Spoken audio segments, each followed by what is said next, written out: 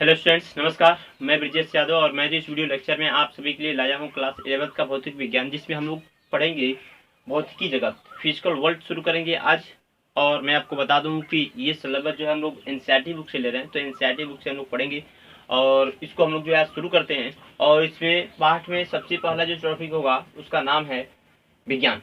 तो सबसे पहले हम लोग किसके बारे में जानेंगे इस चैप्टर में। इस चैप्टर के अंतर्गत जो टॉपिक हैं उनको हम लोग देख लेते हैं। इतने टॉपिक को हमें क्या करना है, पढ़ना है। और मैं आपको बता दूं कि ये जो भौतिकी जगत है, इस भौतिकी जगत से आपको परीक्षा में, एग्जाम में कोई भी प्रश्न नहीं आते हैं, लेकिन ये चैप्टर जो है बहुत महत्वपूर्ण है, क्योंकि आप इसके अंतर्गत जो है भौतिकी से परिचित होंगे, विज्ञान से परिचित होंगे और आप जानेंगे कि भौतिकी हमारे दैनिक जीवन में किस प्रकार जो है जुड़ा हुआ है। और आप जानेंगे कि जो है इस भौतिकी के आधार पर जो भौतिकी में जो जो इस पर्यावरण में जो परिघटनाएं होती हैं, जो क्रियाएं होती हैं, उन क्रियाओं के आधार पर, उन परिघटनाओं के आधार पर जो है किस प्रकार जो है यंत्र को बनाया जाता है, किस प्रकार जो है एक यान को बनाया जाता है, या किस प्रकार किसी भी उपकरण को बनाया जाता है, उसके बारे में जो है इसके अंतर्गत जो है जानने वाले हैं। तो सबसे पहले हम लोग इसमें जानेंगे विज्ञान की परिभाषा की, विज्ञान क्या होता है। ठीक है, तो चलिए हम लोग विज्ञान को समझते हैं। तो मैं आपको बता दूं कि जो विज्ञान है, जैसे कि हम लोग जानते हैं कि ये जो प्रकृति है, ये प्रकृति जो है विभिन्न प्रकार की घटनाओं को प्रदर्शित करती है, जो मनुष्य को अपने तरफ आकर्षित करती है। और मनुष्य जो है प्राचीन काल से जो है इस प्रकृति के बारे में जानने की जिज्ञासा उसकी रही है, और वो जानता रहा है और आगे भी जानता रहेगा, क्योंकि जो मनुष्य की जो इच्छा है इस प्रकृति के प्रति जो है और बढ़ती जा रही है, क्योंकि इसमें जितने अधिक से अधिक हमें जो है परिघटनाएं प्रदर्शित कर रही है, हमें जो है उतना ही जो है खोज करने का जिज्ञासा जो है बढ़ता जा रहा है। ठीक है, तो इस प्रकार से ये प्रकृति क्या करती है, विभिन्न प्रकार की परिघटनाओं को प्रदर्शित करती है। तो जब हम इन परिघटनाओं का जब अध्ययन करते हैं, और अध्ययन करने के बाद से जब हमें निष्कर्ष जो मिलता है, और उस निष्कर्ष के आधार पर हम लोग अलग अलग प्रकार के जो उपकरण बनाते हैं और उनका उपयोग करते हैं, जिससे जो है आज हम लोग जो है आधुनिक विज्ञान की जिंदगी जी रहे हैं। हम लोग जानते हैं कि आज जो है आधुनिक विज्ञान की युग हो गया है। क्यों हो गया है? क्योंकि मनुष्य जो है प्राचीन काल से जो है इस प्रकृति में जो भी घटनाएं हो रही हैं, उन घटनाओं का जो है अध्ययन करते हुए आ रहा है। और अध्ययन करने के बाद से जो उसको निष्कर्ष मिल रहा है, उस निष्कर्ष के आधार पर जो है नए नए उपकरणों को बना रहा है, नए नए टूल्स बना रहा है, नए नए औजार बना रहा है। और वो इस प्रकार का औजार बना रहा है जो इस प्रकृति से वह परस्पर जो है क्रिया कर सकती है और हमें जो है अधिक से अधिक लाभ दिला सकती है। तो इस प्रकार से क्या हो रहा है, इस प्रकार से जो है ये विज्ञान जो है ये दिन प्रतिदिन जो है इतना गतिशील हो रहा है। ठीक है, जो है प्रगति बहुत तेजी से हो रही है, और आने वाले समय में हो सकता है कि और तेजी से इसका होता रहे, क्योंकि जिस प्रकार मनुष्य की जिज्ञासा बढ़ रही है इस प्रकृति के प्रति, वो जो है क्रिया होता रहेगा। तो आप वो विज्ञान को कैसे परिभाषित कर सकते हैं? तो सबसे पहले मैं आपको बताऊं कि जो विज्ञान शब्द है, ठीक है, ये एक लैटिन शब्द से साइंटिया से लिया गया है, साइंटिया से लिया गया है, जिसका अर्थ होता है नो, टू नो कर सकते हैं इसको, टू नो मतलब जानना होता है। ठीक है, और इसी को जो है लैटिन शब्द जो साइंटिया है, इसी शब्द ये जो है, इसी शब्द एक संस्कृत शब्द है, ठीक है, संस्कृत शब्द है विज्ञान। विज्ञान जो है बल्कि हिंदी शब्द नहीं है, आपको ध्यान देना है कौन सा शब्द है, संस्कृत शब्द है, जिसका अर्थ होता है ज्ञान। क्या होता है? ज्ञान। एक और जो है अरबी शब्द है, अरबी, ठीक है, और इस अरबी शब्द का नाम है इल्म, और इल्म का मतलब भी होता है ज्ञान। तो ध्यान रखिए, टू नो का मतलब भी जानना, अर्थात इसे भी आप क्या कर सकते हैं, ज्ञान कर सकते हैं। तो इन तीनों शब्दों का मतलब क्या होता है? ज्ञान होता है, नॉलेज होता है। क्या होता है? नॉलेज। आप इसको जो है क्या कर सकते हैं, नॉलेज कर सकते हैं। विज्ञान क्या है? तो नॉलेज है, मतलब कि हम लोग किसी भी चीज के बारे में जब जानकारी प्राप्त करते हैं, जब उसके बारे में अध्ययन करना शुरू करते हैं, तो वही हमारा क्या कहलाता है, विज्ञान कहलाता है। ठीक है, तो विज्ञान को इस प्रकार से परिभाषित किया जा सकता है, या आप कह सकते हैं कि विज्ञान प्राकृतिक परिघटनाओं के यथासंभव विस्तृत तथा गहनता से समझने के लिए सुव्यवस्थित प्रयास है, जिसमें अर्जित ज्ञान का उपयोग परिघटनाओं के प्रेक्षण, अन्वेषण तथा भविष्यवाणी में किया जाता है। मतलब कि जब हम क्या करते हैं, जब हम किसी वस्तु के बारे में जब अध्ययन करते हैं, ठीक है, तो जब अध्ययन कर रहे हैं, तो अध्ययन करने के बाद से जो निष्कर्ष प्राप्त हो रहा है, जो हमें ज्ञान प्राप्त हो रहा है, उस ज्ञान को क्या करते हैं, सिस्टमेटिक तरीके से लिख देते हैं, उसको हम सुव्यवस्थित कर देते हैं, सजा देते हैं, और वही हमारा क्या कहलाता है, विज्ञान कहलाता है। और उस विज्ञान का जो ज्ञान हम लोग सिस्टमेटिक तरीके से लिख रहे हैं, उसका उपयोग कहाँ करते हैं, तो उसका उपयोग जो है इस प्रकृति में जो भी परिघटनाएं होती हैं, उन परिघटनाओं की भविष्यवाणी में करते हैं, परीक्षण में करते हैं और प्रयोग में करते हैं। जैसे कि मान लीजिए अभी तक जो भी हमें ज्ञान मिला हुआ है, या आपको लीजिए कि हमारे जो पूर्वज थे, जो भी विज्ञान जो भी इस प्रकृति के बारे में अध्ययन किए हैं और जो भी उनको निष्कर्ष मिला है उसको क्या किए हैं वो लोग जो है लिखे हुए हैं। ठीक है, जो भी उन्होंने क्या किया है, जो भी स्टडी किया है इस प्रकृति के बारे में, आज जो उनको निष्कर्ष मिला है, जो ज्ञान मिला है, उसको क्या किया उन्होंने जो है उसको लिखा है। और उसको लिखने के बाद से जो है आज हम लोग क्या कर रहे हैं, उनको जो है पढ़ रहे हैं। और हम लोग जो पढ़ेंगे या हम लोग जो इस प्रकृति के बारे में जो अध्ययन करेंगे, जो नया जो ज्ञान मिलेगा उसको भी हम लोग क्या करेंगे, लिखेंगे। और लिखने के बाद से जो आने वाली जो अगली पीढ़ी होगी क्या होगी, उसके बारे में जो है पढ़ेगी और जानेगी उसके बारे में। क्योंकि जो विज्ञान का जो स्टार्टिंग पॉइंट है वो जीरो से नहीं है। मान लीजिए कि ऐसा नहीं है कि हम लोग जो है जो हम लोग पढ़ चुके हैं, जहाँ तक विज्ञान का जो खोज हो चुका है उसके बाद से जो है उसकी फिर से शुरू से हो, ऐसा नहीं है। मतलब कि विज्ञान जहाँ से शुरू हो गया है, ठीक है, वहाँ से हमें दोबारा शुरू नहीं करना पड़ेगा। अब जहाँ तक खत्म हुआ उसके आगे हमें शुरू करना है। ठीक है, तो जहाँ तक आगे बढ़ चुका है उससे आगे हमें क्या करना होता है, अध्ययन करना होता है। और हम लोग जहाँ तक अध्ययन करेंगे उसके आगे जो है हमारे आने वाली अगली पीढ़ी जो है उसके बारे में अध्ययन करेगी। ठीक है, तो इस प्रकार से क्या होता है, विज्ञान में जो है प्रगति होता रहता है। तो ये विज्ञान की परिभाषा है। तो आप विज्ञान को कह सकते हैं, परिभाषित कर सकते हैं कि विज्ञान प्रकृति परिघटनाओं की यथासंभव विस्तृत अध्ययन तथा गहनता से समझने के लिए सुव्यवस्थित प्रयास है, जिसमें अर्जित ज्ञान का उपयोग प्रेक्षण, प्रयोग तथा भविष्यवाणी कथन में किया जाता है। ठीक है, तो ये आपकी विज्ञान की परिभाषा हो गई। उसके बाद से हम लोग पढ़ेंगे क्या, तो वैज्ञानिक विधि के बारे में पढ़ेंगे, साइंटिफिक मेथड के बारे में पढ़ेंगे। अब ये वैज्ञानिक विधि होता क्या है, वैज्ञानिक विधि क्या है, वैज्ञानिक विधि को आप कैसे परिभाषित कर सकते हैं। तो ध्यान रखिए, वैज्ञानिक विधि जो है, आप वैज्ञानिक होते हैं वो क्या करते हैं, वैज्ञानिक जो है किसी भी नियम को देने से पहले जो वो किस नियम का पालन करते हैं या किन नियमों से उनको गुजरना पड़ता है वो कहलाता है वैज्ञानिक विधि। और वैज्ञानिक विधि के आधार पर ही हम लोग किसी चीज का अध्ययन करते हैं, प्रेक्षण करते हैं और उसके ऊपर जो है प्रयोग करते हैं। तो आपको यदि मान लीजिए कि आपको यदि जो है किसी वस्तु के बारे में स्टडी करना है, किसी वस्तु के बारे में अध्ययन करना है, तो आपको किन नियमों को पालन करना पड़ेगा, तो वो है आपका वैज्ञानिक विधि। और वैज्ञानिक विधि के जो स्टेप हैं, जो चरण हैं, उन स्टेपों को जो आपको समझना पड़ेगा और उसी के आधार पर जो उस वस्तु का अध्ययन करेंगे और अध्ययन करने के बाद से जो आपको निष्कर्ष मिलेगा आप उस पर एक नया नियम देंगे। ठीक है, तब क्या करेंगे, आप उस पर जो एक नया नियम देंगे। तो आप किसी वस्तु के बारे में जब नियम देना चाहते हैं तो आपको पालन करना पड़ेगा वैज्ञानिक विधि। इसलिए हम लोग क्या करेंगे, वैज्ञानिक विधि को समझेंगे। ठीक है, तो ये वैज्ञानिक विधि में कितने स्टेप होते हैं उन स्टेपों को समझिए। तो इसमें वैज्ञानिक विधि में सबसे पहले स्टेप जो होता है वो होता है प्रेक्षण करना। प्रेक्षण करना यही मेन पॉइंट है आपका। आपको ये जो स्टेप है इसका याद रखना है कि सबसे पहले क्या है, प्रेक्षण करना, ऑब्जर्वेशन करना। मतलब कि हम लोग सबसे पहले किसी भी वस्तु को जब स्टडी करना होता है, जब अध्ययन करना होता है, तो सबसे पहले क्या करते हैं, उस वस्तु को हम लोग देखते हैं कि वो किस प्रकार के गुण को प्रदर्शित करता है, वो किस प्रकार के व्यवहार को प्रदर्शित कर रहा है, तब जाकर के उसके बारे में हम लोग अगला कार्य करते हैं। ठीक है, तो मान लीजिए कि कोई भी चीज, जैसे कि मान लीजिए कि अगर वर्षा को देखना है कि वर्षा कैसे होता है, तो हम लोग क्या करेंगे, सबसे पहले हम लोग वर्षा को देखे होंगे कि वर्षा जो है ऊपर से नीचे की तरफ आ रहा है, पानी जो होता है, जो जल होता है वो ऊपर से नीचे की तरफ टपक रहा है, जिससे हम लोग क्या कर रहे हैं, वर्षा कर रहे हैं। तो उसके बारे में हम लोग क्या करें, सबसे पहले जो उस पर हम लोग जो प्रेक्षण किए होंगे, उस पर विचार किए होंगे कि भाई ऊपर से पानी कैसे आ रहा है, उस पर हम लोग विचार किए हैं। तो सबसे पहले कार्य क्या है, वैज्ञानिक विधि में सबसे पहले कार्य प्रेक्षण करना। मतलब किसी भी चीज को जब स्टडी करना है, अध्ययन करना है, तो आपको क्या करना पड़ेगा, प्रेक्षण करना पड़ेगा, उसको अच्छे से जो है देखना पड़ेगा और उसके बारे में जो है पता लगाना पड़ेगा। उसके बाद से जो है अगला कार्य आपको करना है। ठीक है, तो प्रेक्षण करने के बाद से आप प्रेक्षण करने में क्या आ जाएगा, सब आ जाएगा। आप उसको देखेंगे, समझेंगे और उस पर विचार करेंगे। ठीक है, उसके बाद से जो है अगला कदम उठाएंगे। और अगला कदम क्या है, तो अगला स्टेप है आपका दूसरा नंबर। तो यहाँ पे पहला हो गया और ये जो है दूसरा हो गया। दूसरा में आता है नियंत्रित प्रयोग। नियंत्रित प्रयोग जिसको हम लोग जो है कंट्रोल्ड एक्सपेरिमेंट बोलेंगे, कंट्रोल्ड एक्सपेरिमेंट। ठीक है, ये मतलब कि जब हम प्रेक्षण कर लेते हैं, जब हम वस्तुओं के बारे में जब प्रेक्षण कर लेते हैं तो क्या करते हैं, उसको जो है हम लोग नियंत्रित प्रयोग करते हैं। मतलब कि कंट्रोल एक्सपेरिमेंट, उसको हम लोग जो है प्रयोगशाला में उसका हम लोग प्रयोग करते हैं कि वह किस प्रकार से कार्य कर रहा था। जैसे कि मान लीजिए वर्षा के बारे में हमें पता लगाने की कैसे वर्षा हो रही है, तो हम लोग क्या करेंगे, सबसे पहले हम लोग जो है वर्षा को देखेंगे और उसकी जो परिघटनाएं हैं, जो क्रियाएं हैं, उन क्रियाओं को समझने के बाद से हम क्या करेंगे, हम प्रयोगशाला में आएंगे और उसके आधार पर प्रयोग करेंगे। तो मान लीजिए कि अगर हम क्या करते हैं, प्रेक्षण कर लेते हैं, तो आपको कौन कौन सी बातें आपको मालूम हो जाएगी।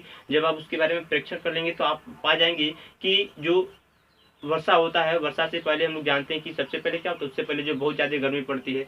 और जब गर्मी पड़ती है तो जो भी इस पृथ्वी के ऊपर जो भी जल होता है, जल की जो मात्रा होती है पेड़ पौधों से क्या होता है, वाष्पीकरण होता रहता है, और वो वाष्प जो है आकाश में जाता है, और आकाश में जाने की वजह से क्या करता है, बादल का निर्माण करता है, और वो बादल का निर्माण करता है, फिर से जब गर्मी ज्यादा पड़ती है तो क्या होता है, वो वर्षा के रूप में क्या होता है, टपकता है नीचे की तरफ, ठीक है, जिसको हम लोग क्या कहते हैं, वर्षा कहते हैं। ठीक है, तो इस प्रकार से क्या होता है, इस प्रकार से जो हम लोग प्रेक्षण कर लेते हैं। तो ठीक उसी प्रकार मान लीजिए हमें नियंत्रित प्रयोग करना है, तो क्या करेंगे, अब उसी चीज को हम लोग नियंत्रित प्रयोग करेंगे, कैसे उसको हम लोग, तो हम जो है नियंत्रित प्रयोग के बारे में समझते हैं कि नियंत्रित प्रयोग कैसे हो सकता है। तो अभी प्रक्रिया अभी हम जो एग्जाम्पल लिए थे वर्षा, ठीक है, जो रैन है वो कैसे होता है, तो अगर उसको हम प्रयोगशाला में देखना है तो हम लोग उसको कैसे करेंगे। तो सबसे पहले हम क्या करेंगे, एक बड़ा सा जो है बर्तन ले लेंगे, ठीक है, और बर्तन लेने के बाद से क्या करेंगे, उसमें हम लोग जो है जल भर लेंगे, ठीक है, जल हमने इसमें भर दिया, और जल भरने के बाद से क्या करेंगे, इसको हम लोग जो है नीचे से जो है गर्म करेंगे।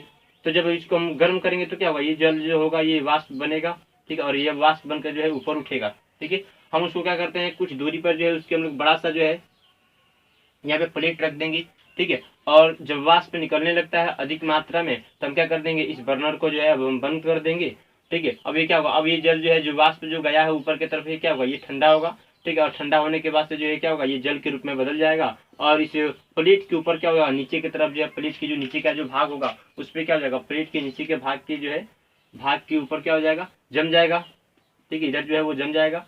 और उसके बाद से क्या होगा, जब वो ठंडा हो जाएगा, जब उसकी मात्रा जब ज्यादा हो जाती है तो क्या होता है, वो नीचे की तरफ जो है टपकने लगता है, बूंद के रूप में टपकने लगेगा, जिससे हम लोग वर्षा का नाम दे सकते हैं। तो इस प्रकार से क्या किया गया है, इस प्रकार से जो परीक्षण किया हमने वर्षा के बारे में, और जो ज्ञान प्राप्त हुआ उस आधार पर हमने क्या किया, प्रयोगशाला में जो है प्रयोग किया, ठीक है। जो ज्ञान प्राप्त हुआ जब हम वर्षा को, इस प्रकृति को देखते हैं कि वर्षा कैसे होता है, तो उसमें परीक्षण किया और उस पर जो है अध्ययन किया, ठीक है, और उसको अध्ययन करने के बाद से हमें पता चला कि वर्षा जो है इस तरह हो सकता है। उसी के आधार पर हम लोग क्या किया, नियंत्रित प्रयोग करते हैं, और नियंत्रित प्रयोग करने के बाद से हम लोग क्या करते हैं, अब इसकी मात्रा में हम लोग घटाते बढ़ाते हैं, और इसकी गुणात्मक और जो है मात्रात्मक जो है अगला जो स्टेप है, हम उसकी मात्रा को बढ़ा सकते हैं, घटा सकते हैं। तो इसलिए यहाँ पे देखिए, गुणात्मक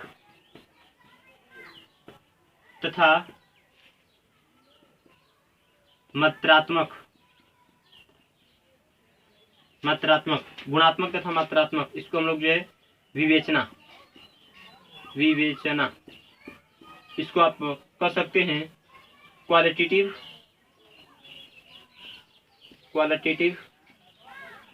एंड क्वांटिटेटिव रीजनिंग,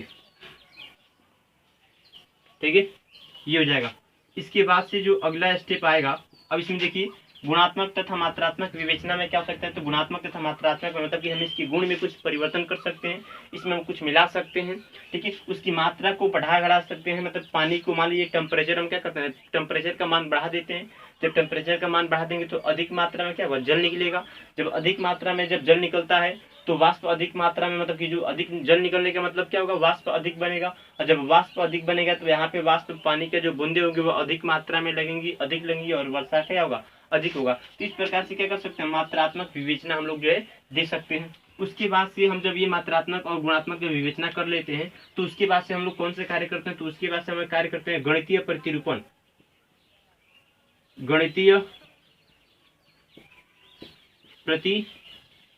अर्थात